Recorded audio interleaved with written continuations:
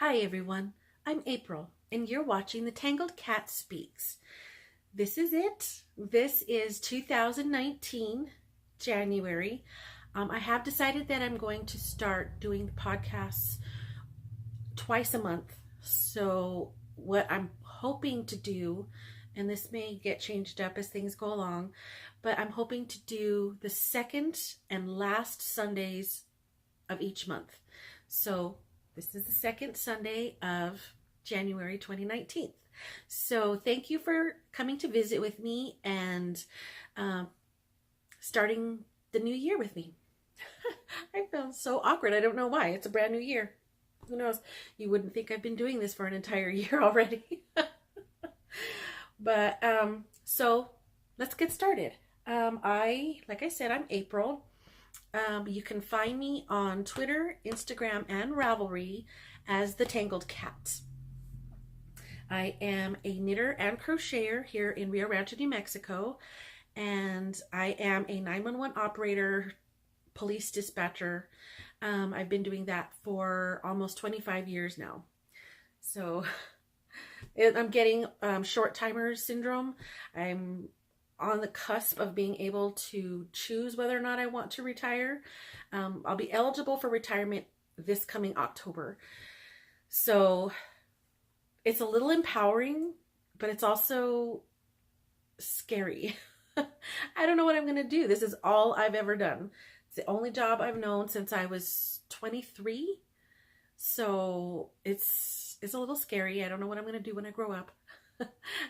This is really the only skill that I have. And I know that there's, a lot of skills involved in being a 911 operator and that they can be translated into other positions, but I'm just nervous. I'm very excited, but I'm nervous at the same time. It's a very strange feeling.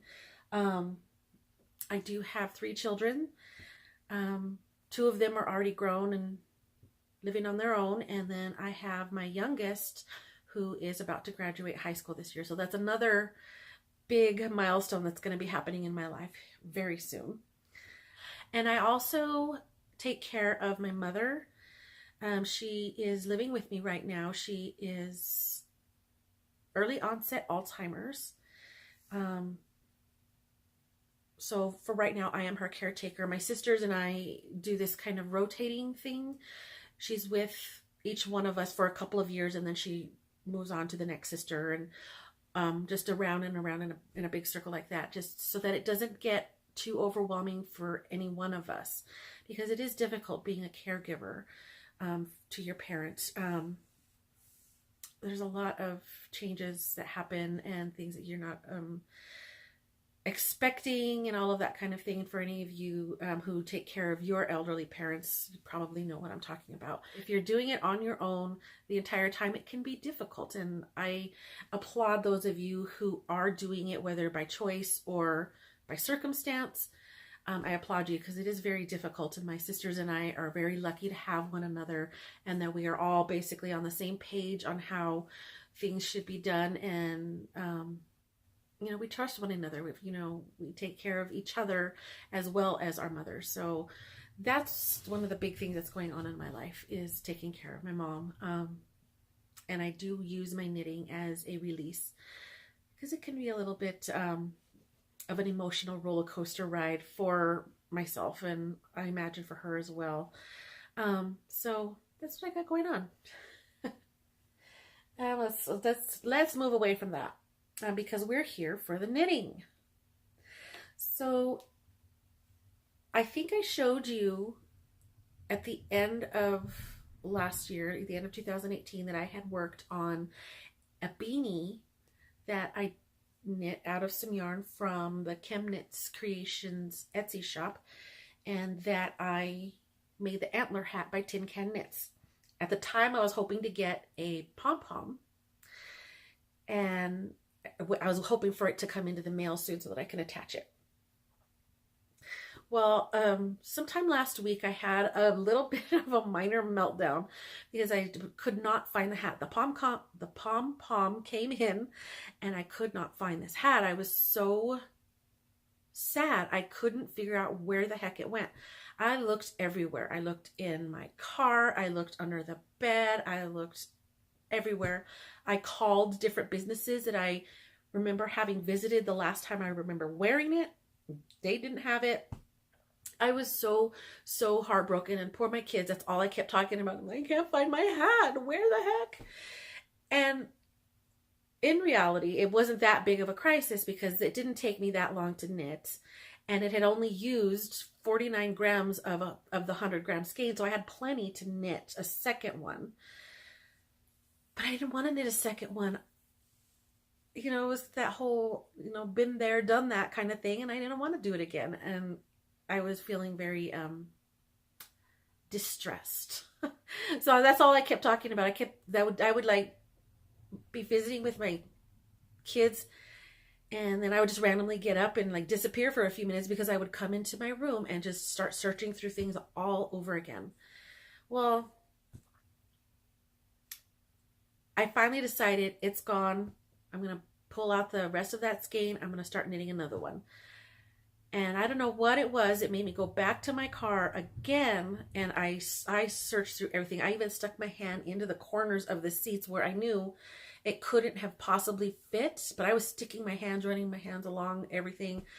And I looked under the seats. And I didn't initially look there in the first place because there's like that much space underneath my front seats.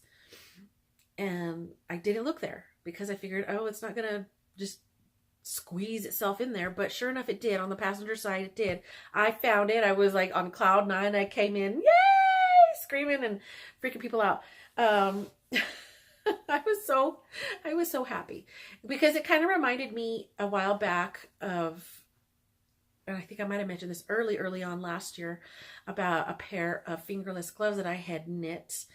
Loved them. Lost one, and then I didn't have the heart to make the second one over again. So I pulled out the first one and used that and the leftover skein and made a cowl. So that was basically, it was like, oh my God, it's happening again. I can't do this. So no, I found the hat and I put the pom-pom on, and it's a blush pink. I was thinking of doing solid white, but oh, look. I haven't tucked my ends in yet. I have worn this several times, but I haven't tucked my ends in. Shh, just tuck it up in there. Nobody will know. But I decided to go with pink, and I wish my lighting was better. It's snowing again outside here in Rio Rancho. The last couple of weeks have been terrible. We've had so much snow, and thank goodness I was on vacation for most of that. Because I was just like, I don't want to drive in it. I'm a desert dweller, and I don't know how to drive in this stuff. So I was a little bit scared. And then it went away for a couple of days, and now it's coming down again. So I apologize. My lighting is a little weird. But this is a rich brown mahogany color with lots and lots of random speckles in there. And I did talk about the yarn that Rebecca from Chemknits, how she had done this. In some of my previous episodes, I did talk about that. But if you look really closely, some of these pale colors, those are not cream. Those are really light pinks. So that's why I chose to go with a pretty pink pom-pom. I think it complements it really well. I am super pleased. I mean, you could still see the cable definition even within all of that speckling. This is a really good pattern. I love it. It's a free pattern on Ravelry. If for some odd chance you've been living under a rock and have never heard of Tin Can Knits. So that's that. I got that. I'm super excited. Crisis averted. Hallelujah. So one of the other things that I want to talk about, just super quick, I don't know where she got it, but my birthday passed. I turned 47 on New Year's Eve, and I was off of work for 2 weeks. I took a mini vacation, staycation. I stayed home, and I didn't do a darn thing other than knit, and sometimes I did the dishes. So I was gone, and when I came back to work a couple days ago, a friend of mine had been waiting for me to come back because she got me a birthday present. So this is what she got me. And again, I don't know where she got this from. I'm trying to see if there is any kind of branding label. No. It's adorable. It's a like for your knitting needles or crochet hooks, pouches, slots here. And there's another page, I guess, some zippers. I can put crochet hooks in here. I might try to put some of my fixed circular needles in here. But it's adorable. Look at all the kitties. It is so cute. It's adorable. So thank you, Tamara. I love my birthday present. It is so adorable, but I don't know where she got it from, so I can't see if there's any matching accessories. So I got that. I'm super excited. That'll give me a good excuse to go through my knitting stuff and see if I can kind of organize it a little bit, because it's as organized as I can get it right now, but it's still kind of crazy. I think I could do better. If I put my heart into it, I could do better. So one of the other things that I had mentioned was my son got me a book for Christmas that I had been wanting. And I did say that I was going to try to take this one really slow. And I have. I'm still only on page 70. It's In the Footsteps of Sheep. And that is by Debbie Zawinski. And so I'm still in the first chapter or story, or no, I'm actually only on page 30. I don't know why I thought 70. I'm not that far ahead. But so just as a quick recap of this, it's Debbie had gone, I believe with her husband, on a foot journey, a walking journey through Scotland, taking tents and whatnot so that they can camp, and along the way picking up all of the naturally shed fluffs of wool from the sheep as they come across them. And I believe she kept them all breed specific. So she, on this journey as well, when they would stop and take a break or whatever, she would spin this yarn. I think she referred to it as a spinning stick.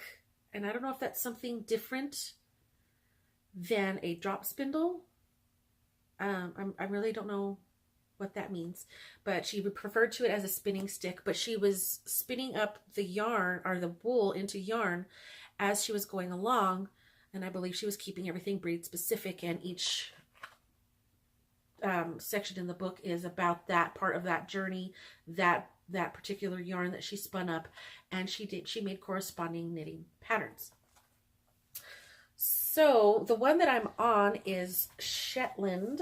She's up in Shetland, and here is a photo of some of the little mini skeins that she had knit, spun up, and she came up with a beautiful stranded colorwork sock pattern that she's named Jones Shetland Socks. Where's the name? There's the name. And there are the socks, and they're super pretty. Now, as I mentioned, I don't have the yarn that she has. I'm working from stash. I'm working from stash as much as possible this year. So I didn't buy new yarn for this. And I don't have a whole lot of solid colors. So everything that I've got are these tiny, tiny little balls. Oh, let me mark my place again. Hold on. So I did go into my stash and I found some yarns that I balled up. Excuse me, my nose is itching all of a sudden. Oh, I mean, it's winter. It's literally snowing outside. How am I itchy? I don't understand. Whew. Excuse me. Kind of want to sneeze. So I've got all of these little random balls. She used 5 colors. I think I've got 6 or 7 here, but I still, yeah, I've got them separated into what parts of the sock I want to use. You know, the cuff, the leg, the heel, because mine is going to be a little bit more colorful, so to speak, than hers. So I've got all these little random bits and bobs laying around.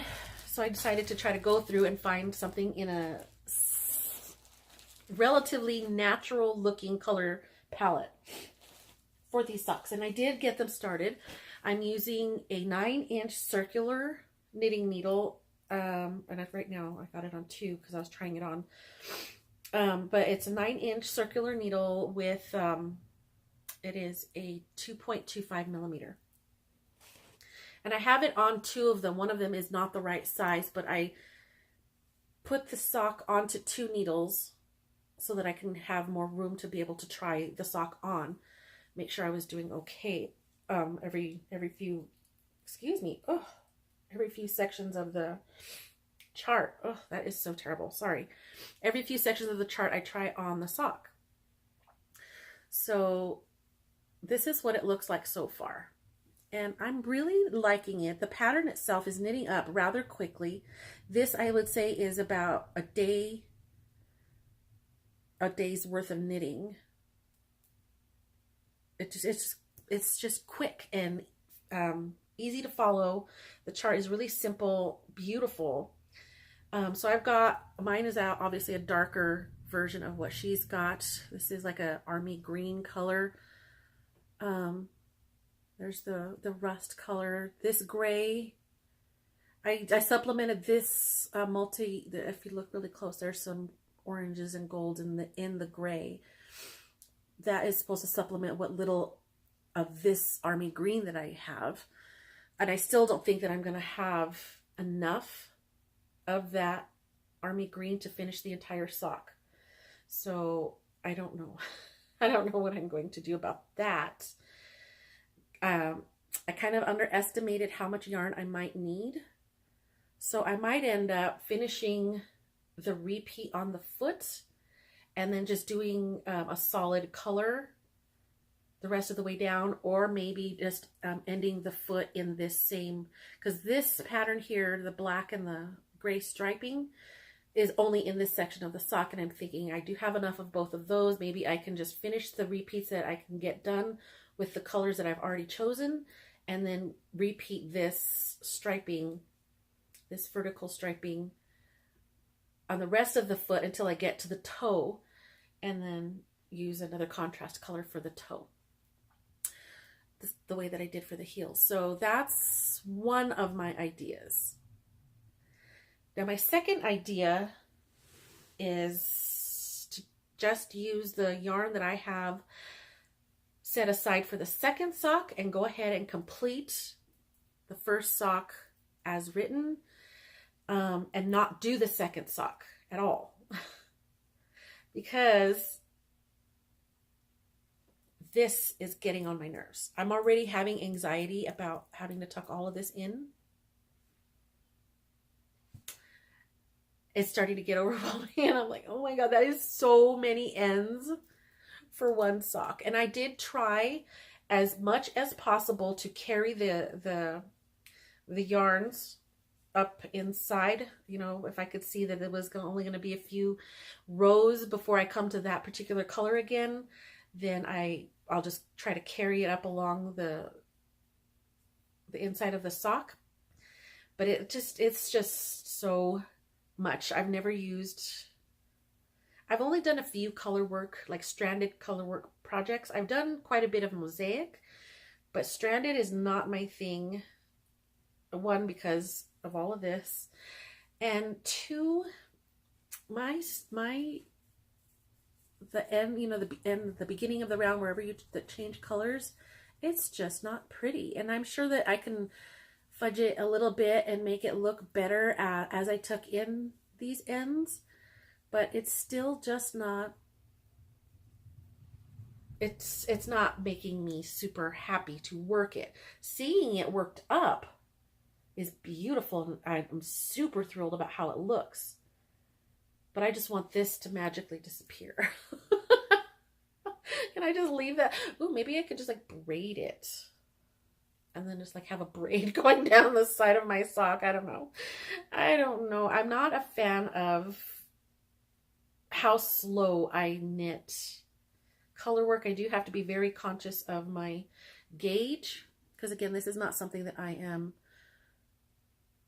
proficient at, but I think that I did all right. I did have to add 8 stitches to her cast on number, so that it would fit my foot. It wasn't too hard to figure out that I was going to need to do that, because on a 2.25 millimeter needle, I usually have 62 stitches, and hers called for 56. So I knew automatically I was going to have to go up. And I probably should have gone up to a 72 just to be on the safe side, because these, I can barely get this on. And then it kind of overstretches, and that's another reason why I'm not sure I want to do the second one, because it looks beautiful just looking at it like this. But when I put it on, everything is a little more stretched out, and it's not quite as crisp and sharp and beautiful. So it just kind of stretches everything out a little bit, and that was my mistake. I should have added another 8 stitches. So I should have added a total of 16 to her cast on number. So I'm thinking that I'm just going to finish the one sock as written and tuck in all my ends, and then just use it as a pretty, hey, look what I did.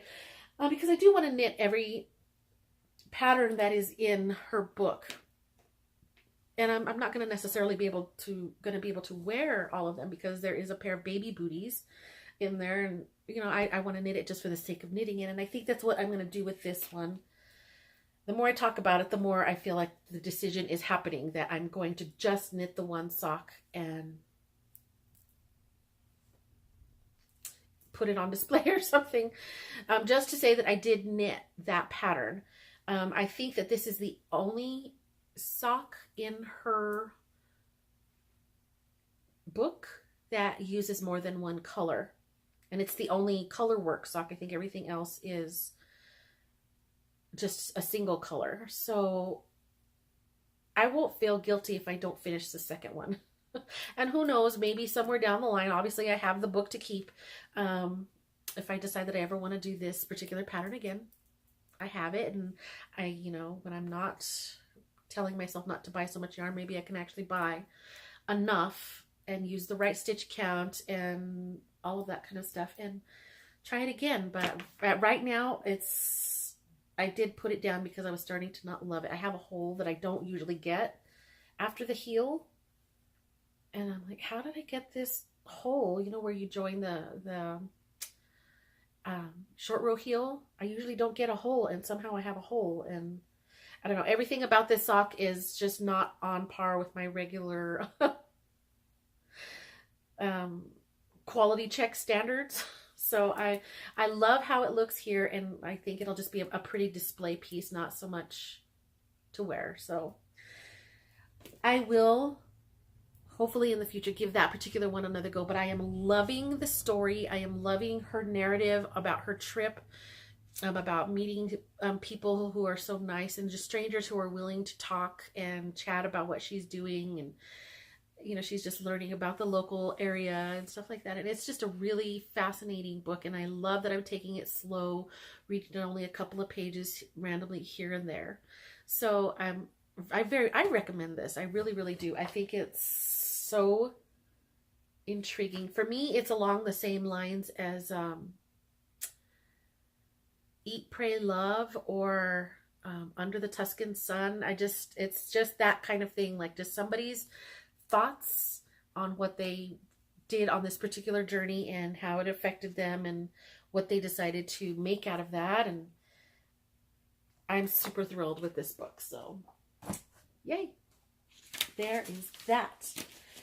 So while we were on the subject of books, I am slowly but surely getting through this one. I am about 3/4 of the way done. So I'm thinking I'm going to sit somewhere where I can look out at the snow that is still coming down and get the rest of this book read, because not only do I want to finish it because it's starting to get in a spot where I kind of think I know what's going to happen next and how it might end, but then I'm kind of like, no, maybe not. I might not be as sure as I think I am.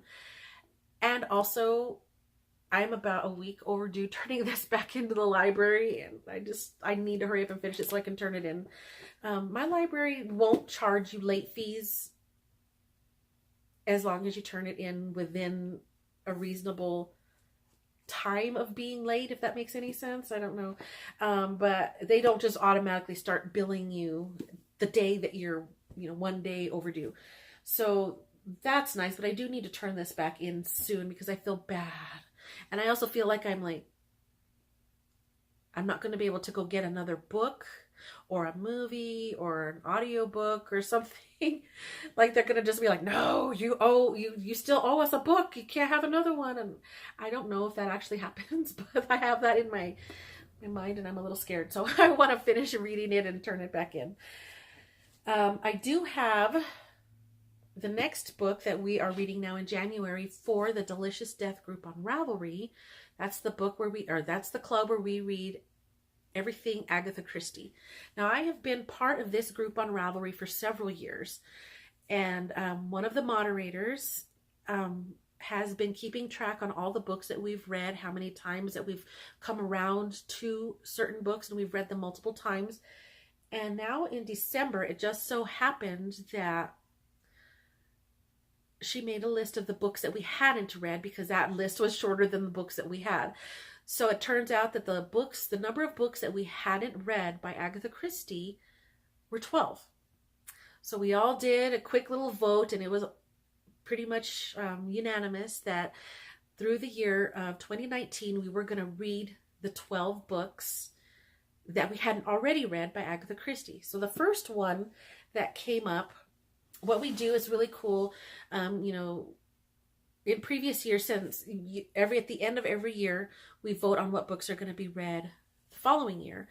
And once we figure out what our list is, they put up the moderators will put up the list of the books and open up a thread for somebody to jump in and say, well, I'll moderate that particular month with that particular book.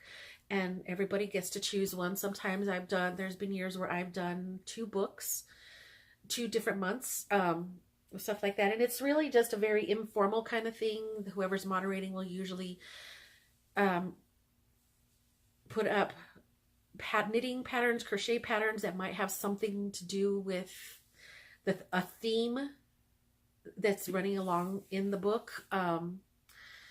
Sometimes Agatha Christie will throw in things that are being eaten in the book. And so somebody will go and find an old vintage an old vintage recipe of that particular food, and they'll post that up there to see if somebody wants to try it. I did try a seed cake recipe one time. One month, it was really cool. Another lady had done, there was a particular cocktail that was stated in one of the books, and she found an old vintage recipe for this cocktail. I didn't get to try that, but I did write it down, and I'm not much of a drinker, but I do want to try it. So I'm going to have to see if I can find that again. I put it somewhere in a drawer, and I don't know which drawer, but it's really cool. We have, each month somebody does a different book, moderates it, plans all of these things. And then you just spend the whole month reading and chatting, and it's really cool now that Ravelry has this spoiler alert kind of thing where you can type some, oh gosh, I gotta remember how to do it. I want to say it's semicolons.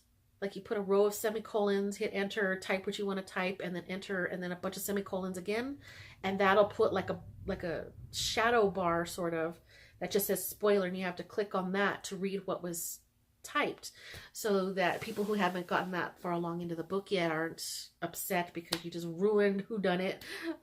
So it's really nice that Ravelry has that, so that we can, talk about what we're reading and just really make it like a community, and we just encourage each other. We knit. We don't have to knit the patterns that the moderators for that month list for their book. A lot of times we'll just knit what we're already planning on knitting, and try to find a really creative way to tie that into the theme of the book. Sometimes it doesn't always work out, but we're, like I said, very informal, and we just have a whole lot of fun with it. So the book that this month, finally I'm getting back to the story, the book this month is Death in the Clouds. Now, I had the hardest time. I could not find this book in my library. I'm like, that's such a bummer, because it said it on the website. You know, I looked up Death in the Clouds, Agatha Christie, and it says, yes, available. You know, so I went to the library and I'm like, where the heck is this book? It was not on the shelves, but it wasn't shown that it had been checked out by anyone else. And I was just really not sure what was going on. And then I looked closer thinking maybe somebody had taken it off the shelf and then just shoved it back in and it wasn't in alphabetical order. So I'm looking really closely and I found, that's not it. I love these library bindings that have this gold embossing on there and nothing else. I'm assuming that's supposed to be a silhouette of Dame Agatha Christie. I don't know.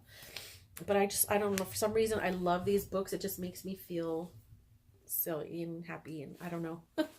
But apparently it has two names, and a lot of Agatha Christie's books do have two different names. So this was Death in the Air. So I pulled it down off the shelves and I'm like, I wonder if that's the same thing. Death in the Clouds, Death in the Air. And I started skimming through it and picking out like character names. And then I went online on my phone real quick and I checked out Wikipedia for Death in the Clouds. And sure enough, it does have a second name, and these are all the same names in the other titled book.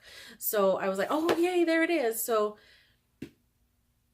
that's why I couldn't find it. The library saying that it was on the shelf was true.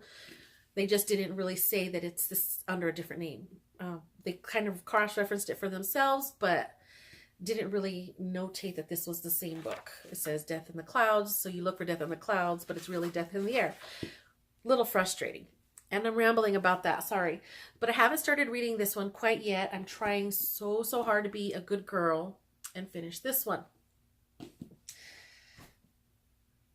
So that's that as far as books in paper. I think I've mentioned a few times that I am still very fascinated. Hold on, I have an alarm right here. Hold on. I have really been into Mary, Queen of Scots. And because of history and the way that things went down back then, reading about Mary, Queen of Scots, you have to read about Elizabeth I. So that's also what I've been doing right now. I'm listening to a book, Rats. I can't think of the author. It's on a website through my library called Overdrive. So it's free. It's just like checking out a book from the library. I just put in my password and my library card number and I'm able to listen to these books. So I love Overdrive. It is called, I'm going to have to put it here, but I want to say that it's Elizabeth and Mary, something about cousins. I can't remember the title. And I can't look it up right now because I'm listening to it on my phone and I'm using my phone to record the show. So I can't look it up, but I'll put the title here and the author. And it's like a 20 hour long audiobook. So it's going to take me a bit to get through that, which is fine. I'm about an hour in right now and I'm very much enjoying it. I may not be able to listen to it as much as I like to say while I'm knitting, because I do watch all the podcasts and it seems like there's always, I watch so many that I'm never fully caught up. I'm constantly having to go back and see, and sure enough, somebody's put something else up. So, and it's fun. I'm not complaining. It kind of sounds like I am, but I'm not. I love watching all of the podcasts, and it might get a little bit easier than it had been last month, because last month a lot of YouTube podcasters were doing Vlogmas, and that just seemed to take up my entire month of December for entertainment. I was constantly trying to keep up with the Vlogmases, and I had a really good time doing it, but I didn't watch any TV. I didn't listen to any audiobooks, nothing. It was all Vlogmas. And I didn't even, sometimes some of the podcasters would put an actual episode amidst all their Vlogmases, and I didn't even watch those. I'm like, I'll get back to those later. I'm here just for Vlogmas. So that was all of December. So I did get a little bit behind on some of the podcasts that I watch, but I'm caught up now. And, but I want to keep up on them, of course, so I don't get too far behind. And so that I may not be listening to audiobooks a whole lot while I'm knitting, but that's okay. It's fine. It's lovely that I've got all of these choices and stuff to entertain myself and keep myself happy. I thoroughly, thoroughly, thoroughly enjoy it. I don't know if you can tell by watching me, but I am very much an introvert. I love being at home. I prefer to be on my own. I get anxious if I'm around people for a very extended amount of time. And that amount of time to where I start to get anxious varies. It just depends on the day or the situation or the people involved. But I am very much, I prefer to just be by myself, relax, think my thoughts, do whatever I feel like doing, and it's peaceful to me. And so just to have all of these different things to keep me entertained is just amazing. So I'm super happy. I got books, I got yarn, I got my YouTube. So let's get to the actual knitting. I had told you that I started this shawl. I showed you. It's the Hyldebær Shawl by Lerka from Fiber Tales. And so this is the main body of the shawl. It's kind of scrunched up right now. I am done with the main section. Now what's left to do is the applied border. So I've got this on 2 needles. The bottom here. This is the first half of the triangular shawl, all on 1 needle. And then this is the second side. The reason why I have it on 2 needles is because she applies her border not from one corner down to the bottom of the triangle and then back to the other side. She starts at the bottom point of the triangle, which is very interesting. I'd never seen one like that before. Very, very interesting construction, and I am super, not the word intrigued. What is, I'm very, very interested to see how this is all going to work out, because I've never seen this type of applied border before. So I've got it separated so that it, when it's time, which should be in a couple more rows, to start attaching to the right side, and then she has you go back and we'll finish doing up the left side. So this is where I'm at as far as the applied border. She's got this little section going on. There's a pretty cable, and I think this is going to be some twisted stitches here into some sort of pattern. I do remember looking at the finished product, but I haven't really looked at it lately, so I can't fully remember what it's supposed to look like right there, but this is where I'm at. This is about 25 rows into this, and I believe there's 35 rows, and then you start applying this or attaching this to the main body of the shawl. So really, really excited. It's so pretty. And this yarn was the 100% yak fiber in a sport weight, and it was by Bijou Base and Wrench. Beautiful stitch definition, super soft. These are all the popcorns, and they just came out so pretty. They're so distinct, they stand out, and it's very drapey and flowy, and I love it. The pattern itself is not sport weight. The pattern calls for fingering weight on, I believe it's a 3.5 millimeter needle, but I'm using a 4.0 millimeter needle for my sport weight because I didn't have enough of a solid color in fingering to work this shawl, and I really, really, really wanted to do it. And I'm working from stash. So that's where I'm at on that. I'm really excited. I know that I'm hoping to get this done by the end of the month. But I think that the knit along that she's, oh, I almost smacked myself with the needle. The Fiber Tales on her Ravelry group is doing a knit along. And I think that that goes through the end of February. I'm not 100% sure, but if it's wrong, if I'm wrong, I will put the actual end date for the knit along here. So I hope I can get this done by the end of January, but if not, I think I have a little bit more time to finish it.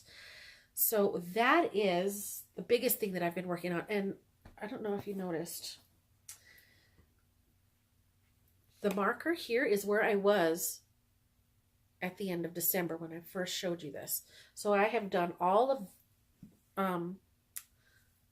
from below it, and then this little section here. So I think the first part was maybe a third of the first skein, and I'm already into